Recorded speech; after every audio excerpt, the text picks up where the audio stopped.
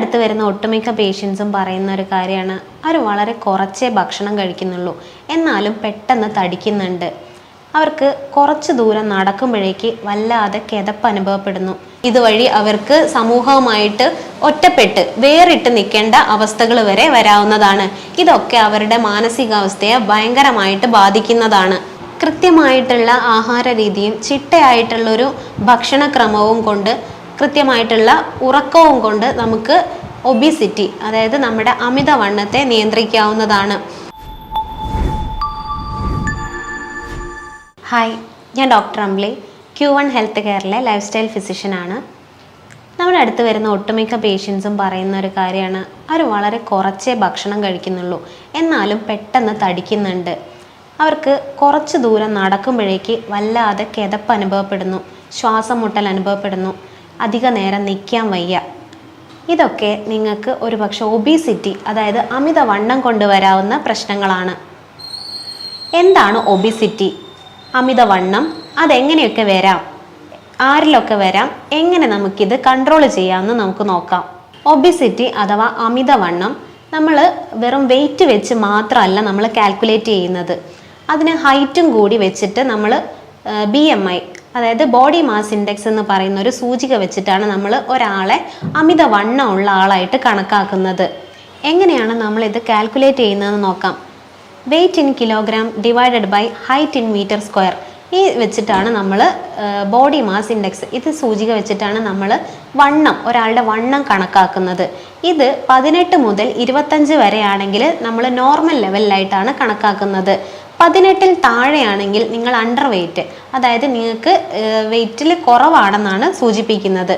ഇനി നിങ്ങൾ 25-ന് മുകളിലാണെങ്കിൽ, 25 മുതൽ 30 വരെ ആണെങ്കിൽ നിങ്ങൾ ഓവർ വെയ്റ്റ്, അമിതവണ്ണത്തിലേക്ക് നീങ്ങുകയാണെന്നാണ് അത് സൂചിപ്പിക്കുന്നത്. 30 മുതൽ 40 വരെയായിട്ട് നമ്മൾ ക്ലാസ്സുകളായിട്ട് അമിതവണ്ണത്തിനെ തരംതിരിച്ചിട്ടുണ്ട്. അതായത് ക്ലാസ് 1, ക്ലാസ് 2, ക്ലാസ് 3 ഒക്കെ. ഇതൊക്കെ നിങ്ങൾക്ക് ഡേഞ്ചറസ് ആയിട്ട് വരുന്ന അമിതവണ്ണത്തിൻ്റെ സൂചകങ്ങളാണ്. ഇനി നമുക്ക് എന്തൊക്കെ കാരണങ്ങൾ കൊണ്ട് ഒബിസിറ്റി വരാമെന്ന് നോക്കാം. മെയിനായിട്ട് 2 കാര്യങ്ങളാണ് പറയുന്നത്, എൻഡോജീനിയസും എക്സോജീനിയസും. എക്സോജീനിയസിൽ മെയിനായിട്ട് പറയുന്നത് വ്യായാമത്തിൻ്റെ അഭാവം തന്നെയാണ്. നമ്മൾ ആരും ഇപ്പം വ്യായാമം ചെയ്യാനൊന്നും അധികമായിട്ട് മെനക്കെടാറില്ല. എല്ലാവരും ഓരോ കാര്യങ്ങളായിട്ട് മുന്നോട്ട് പോകുന്നു.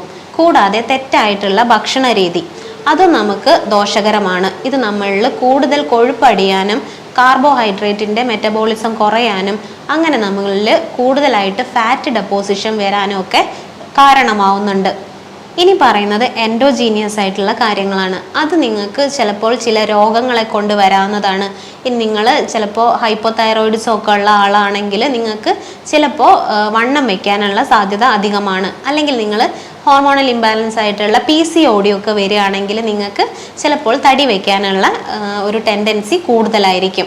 ഇതിന് പുറമേ ആയിട്ട് നിങ്ങൾ ചില മരുന്നുകൾ, അതായത് ചിലപ്പോൾ പ്രമേഹം, ടൈപ്പ് 2 ഡയബറ്റീസിനൊക്കെ മരുന്ന് എടുക്കുന്ന ആളാണ് നിങ്ങളെങ്കിൽ ചിലപ്പോൾ തടിക്കാനുള്ള ഒരു പ്രവണത കാണുന്നുണ്ട്. ഇത് പുറമേ ആയിട്ട് നിങ്ങൾ മാനസിക വിഭ്രാന്തിക്കൊക്കെ എന്തെങ്കിലും മരുന്ന് എടുക്കുന്ന ആൾക്കാരൊക്കെ ആണെങ്കിൽ ചിലപ്പോൾ നിങ്ങൾക്ക് ഒരു പക്ഷേ തടി കൂടാനുള്ള കാരണം വരുന്നുണ്ട്. ഇനി അമിതവണ്ണം കൊണ്ട് നമുക്ക് വരാവുന്ന രോഗങ്ങൾ എന്തൊക്കെയാണെന്ന് നോക്കാം. ആദ്യമായിട്ട് പറയുന്നത് പ്രമേഹം, ടൈപ്പ് 2 ഡയബറ്റീസ് മെലിറ്റസ് ആണ്. നമ്മളിൽ അമിതവണ്ണം കൂടുന്ന സമയത്ത് അതുവഴി ഇൻസുലിൻ റെസിസ്റ്റൻസ്, കാർബോഹൈഡ്രേറ്റിൻ്റെ മെറ്റബോളിസം കുറയുന്നു, ഇൻസുലിൻ്റെ റെസിസ്റ്റൻസ് കൂടുകയും ഇത് മെറ്റബോളിക് സിൻഡ്രം പോലെയുള്ള അവസ്ഥകളിലേക്ക് എത്തുകയും ചെയ്യുന്നു. ഇങ്ങനെ നമുക്ക് പ്രമേഹം, അതായത് ടൈപ്പ് 2 ഡയബറ്റീസ് മെലിറ്റസ് ഒക്കെ ഉണ്ടാവാൻ കാരണമാകുന്നുണ്ട്. അടുത്തതായിട്ട് പറയുന്നത് ഹൈപ്പർ ടെൻഷൻ, അതായത് അമിതമായിട്ടുള്ള രക്തസമ്മർദ്ദമാണ്. ഇതും നമ്മൾക്ക് അമിതമായിട്ടുള്ള പൊണ്ണത്തടി കൊണ്ട് വരാവുന്നൊരു അസുഖമാണ്. ഇതിന് പുറമേ ആയിട്ട് ഓസ്റ്റിയോ ആർത്രൈറ്റിസ്, അല്ലെങ്കിൽ രാത്രിയിൽ നമുക്ക് വരുന്ന കൂർക്കം വലി, ഒബ്സ്ട്രക്റ്റീവ് സ്ലീപ്പ് അപ്നിയ എന്ന് പറയും. ഇത് നമ്മളുടെ ഓക്സിജൻ്റെ അളവ് കുറയുന്നത് വഴി ഉണ്ടാവുന്നതാണ്. ഓസ്റ്റിയോ ആർത്രൈറ്റിസ്, PCOD ചെറുപ്പക്കാരിൽ വന്ധ്യത പോലുള്ള അവസ്ഥകളിലേക്ക് എത്തിക്കുന്നതാണ്. പൊണ്ണത്തടി മൂലം ഹാർട്ടിൽ നിങ്ങൾക്ക് ഹാർട്ട് അറ്റാക്ക് പോലെയുള്ള അസുഖങ്ങൾ വരാൻ സാധ്യത കൂടുതലാണ്. ലിവറിൽ നിങ്ങൾക്ക് ലിവർ ഫെയിലിയറോ അല്ലെങ്കിൽ ഫാറ്റി ലിവർ പോലെയുള്ള അസുഖങ്ങൾ വരാൻ കാരണമാവുന്നുണ്ട്. കിഡ്നിയിലും നിങ്ങൾക്ക് ഇതേപോലെ തന്നെ കിഡ്നി ഫങ്ഷൻസിനൊക്കെ വ്യതിയാനങ്ങൾ വരാനും കിഡ്നി ഫെയിലിയർ വരാനുള്ള സാധ്യതയും അധികമാണ്. നേരത്തെ പറഞ്ഞതുപോലെ നിങ്ങൾ എന്തെങ്കിലും മരുന്ന് കഴിക്കുന്നവരാണെങ്കിൽ, അതായത് സ്ഥിരമായിട്ട് സ്റ്റിറോയിഡൽ അല്ലെങ്കിൽ ഹോർമോണൽ പിൽസ് ഒക്കെ എടുക്കുന്ന ആളാണെങ്കിൽ നിങ്ങൾക്ക് അമിതമായിട്ട് വണ്ണം വയ്ക്കാനുള്ള സാധ്യത കൂടുതലാണ്. അതുമൂലം പൊണ്ണത്തടി വയ്ക്കാനുള്ള സാധ്യതയും അധികമാണ്. ഒരിക്കലും നമ്മൾ തടിയുള്ളവരെ കളിയാക്കാനോ മറ്റുള്ളവരുടെ മുന്നിൽ വെച്ച് പരിഹസിക്കാനോ പാടില്ല. ഒരിക്കലും നമ്മൾ പൊണ്ണത്തടിയുള്ളവരെ കളിയാക്കാനോ അല്ലെങ്കിൽ പരിഹസിക്കാനോ പാടില്ല. നമ്മുടെ സ്കൂൾ ലൈഫ് മുതൽ ഇത് നമ്മൾ കേട്ട് വരുന്നതാണ്. അതായത് സഹപാഠികളിൽ നിന്നോ അധ്യാപകരിൽ നിന്നോ അല്ലെങ്കിൽ നാട്ടുകാരിൽ നിന്നോ മറ്റ് ബന്ധുമിത്രാദികളിൽ നിന്നോ ഒക്കെയുള്ള ഈ കളിയാക്കലുകൾ അല്ലെങ്കിൽ പരിഹാസപ്പെടുത്തലുകൾ ഒരു പക്ഷേ അവരെ മാനസികമായിട്ട് ഡിപ്രഷനിലേക്ക് നയിച്ചേക്കാം. ഇതുവഴി അവർക്ക് സമൂഹവുമായിട്ട് ഒറ്റപ്പെട്ട് വേറിട്ട് നിൽക്കേണ്ട അവസ്ഥകൾ വരെ വരാവുന്നതാണ്.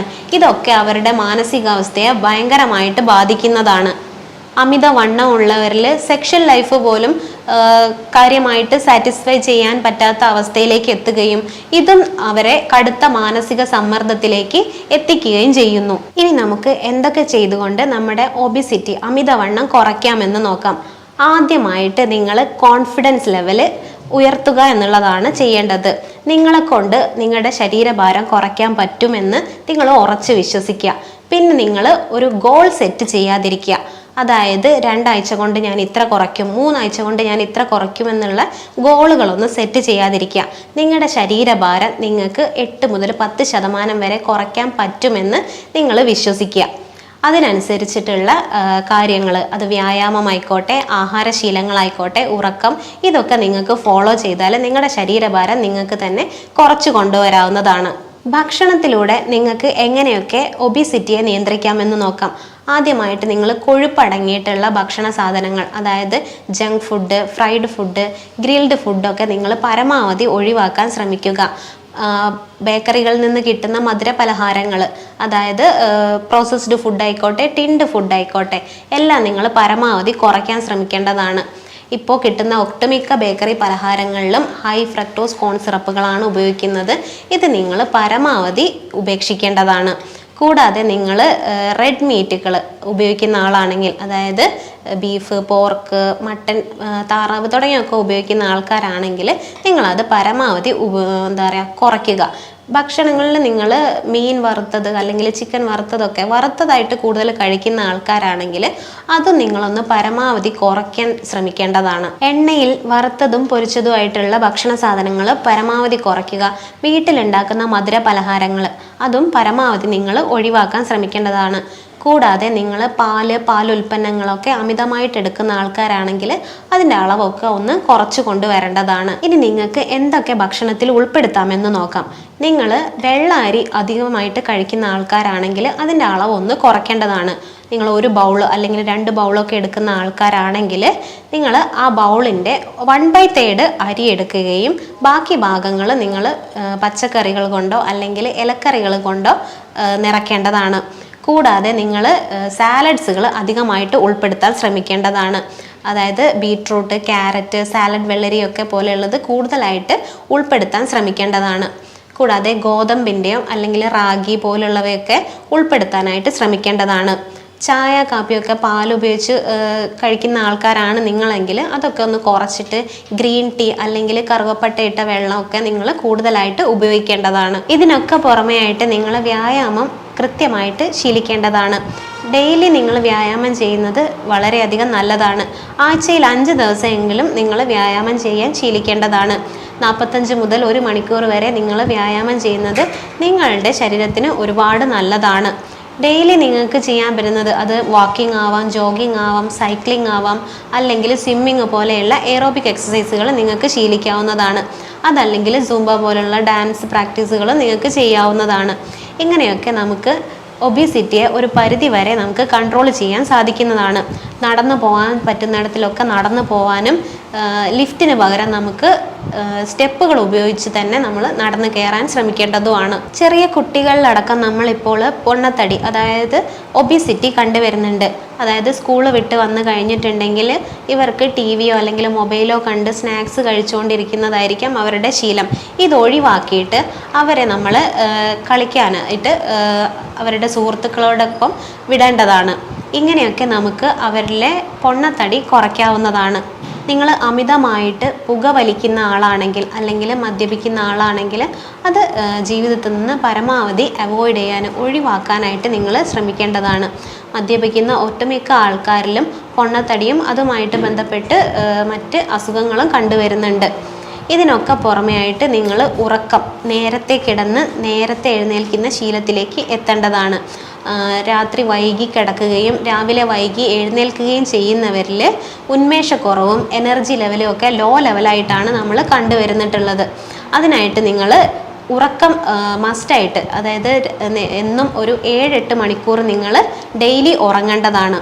കൃത്യമായിട്ടുള്ള ആഹാര രീതിയും ചിട്ടയായിട്ടുള്ളൊരു ഭക്ഷണക്രമവും കൊണ്ട് കൃത്യമായിട്ടുള്ള ഉറക്കവും കൊണ്ട് നമുക്ക് ഒബിസിറ്റി, അതായത് നമ്മുടെ അമിതവണ്ണത്തെ നിയന്ത്രിക്കാവുന്നതാണ്. കൂടാതെ ഹോമിയോപ്പതിയിൽ ഇതിന് കൃത്യമായിട്ടുള്ള മരുന്നുകൾ ലഭ്യമാണ്. നമ്മുടെ ക്ലിനിക്കിൽ വരുന്ന പേഷ്യൻസിനെ അവർക്കനുസരിച്ചിട്ടുള്ള ഡയറ്റ് ആൻഡ് റെജിമെൻ ഫോളോ ചാർട്ടൊക്കെ നമ്മൾ കൊടുക്കുകയും അതിനനുസരിച്ചിട്ടുള്ള വ്യായാമങ്ങളും നമ്മൾ പറഞ്ഞു കൊടുക്കുന്നു. ഇതനുസരിച്ച് അവർ നീങ്ങുന്ന സമയത്ത് അവർക്ക് ഒരു 5-6 മാസത്തിനുള്ളിൽ തന്നെ അവർക്ക് കാര്യമായിട്ടുള്ള റിസൾട്ട് കാണാവുന്നതാണ്. അടുത്തൊരു വീഡിയോയിൽ പുതിയ ടോപ്പിക്കുമായിട്ട് വരാം. നന്ദി.